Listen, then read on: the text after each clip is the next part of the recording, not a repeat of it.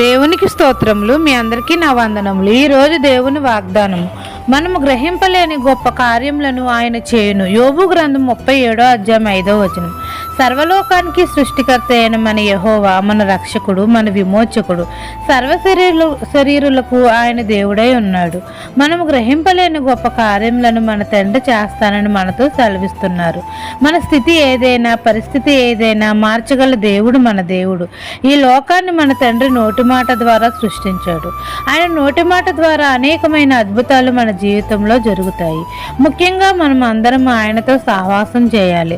తండ్రి మనతో ఉన్నాడు, మన బాధను చూస్తున్నాడు అని మనం అందరము విశ్వసించాలి. అప్పుడు తండ్రి మన జీవితంలో సాతాను కలిగించే అలజడిని తీసివేస్తాడు. మనకన్నిటిని నాట్యంగా చేస్తాడు. మన బాధను ఆనందంగా చేస్తాడు. మనము గ్రహింపలేని గొప్ప కార్యములను మన జీవితంలో చేస్తాడు. అవి మన కంటికి కనిపించవు, హృదయానికి గోచరించవు. మనం మన తండ్రిని నమ్మితే చాలు, అనేకమైన అద్భుత కార్యములు మనము చూస్తాము. ఈ దిన వాగ్దానం నా జీవితంలో నెరవేరాలని కోరుకుంటూ దేవుని సువార్త పరిచర్యలో మీ సహోదరి. ఆమెన్.